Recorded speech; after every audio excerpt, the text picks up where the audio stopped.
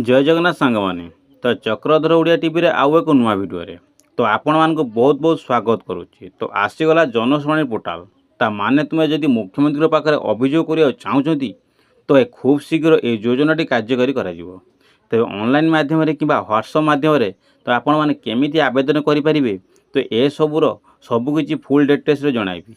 तो सेथिपाई वीडियो को शेष पर्यंत देखंतु। जदि चैनल को नुआ करि आछंती ताने चैनल को सब्सक्राइब करि दियंतु कहीं आपण मैंने सर्वप्रथम इनस्टाट वीडियो सर्वप्रथम देखा पाइबे। तो सांग मैंने आपण ने ये दुईटी माध्यम एक हूँ ऑनलाइन माध्यम तो आउ एक हूँ व्हाट्सएप माध्यम।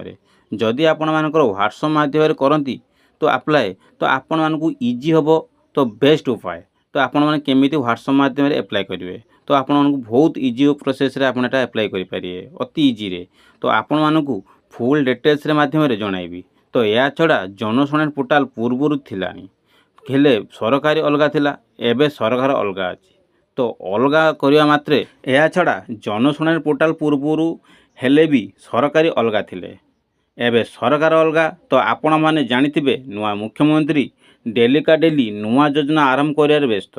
तो प्रथमे देखंतु फांग माने तो फास्ट देखंतु यार ऑफिशियल वेबसाइट जनशुणाणी odia.gov.in लॉगिन कला परे तो एभळा गोटे नुआ पेज ओपन हो।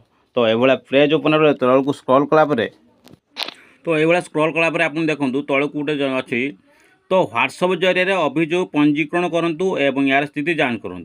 तो तलु देखा देखूँ हाय पठातु तो हाय पठातु पर क्लिक करूँ व्हाट्सएप जो सिंबल अच्छी तो क्लिक कलापर आपको डायरेक्ट व्हाट्सएप जो अच्छी ऑप्शन अच्छी इंस्टॉल करते फोन रे तो सेटा ओपन हो। तो ताकू क्लिक कलापर आप ये गोटे जनशुणाणी.gov.in जो अच्छी ऐपटी तो डायरेक्ट व्हाट्सएप ओपन हो।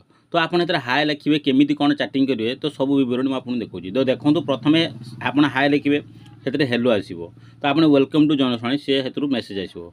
तो प्रथम से अच्छी कौन उड़िया लैंग्वेज ना इंग्लिश लैंग्वेज तो आप उड़िया लैंग्वेज तो वन डायल करेंगे कलापर आपको दुई आसूँ कौन अभियोग दाखल तो अभियोग दाखल एक नंबर अच्छी तो एक डायल करूँ।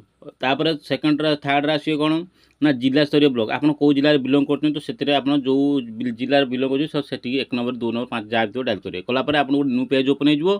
आप रेजिस्टर हो गोटे रेजिस्ट्रेशन नंबर रेफरेन्स नंबर आपको आई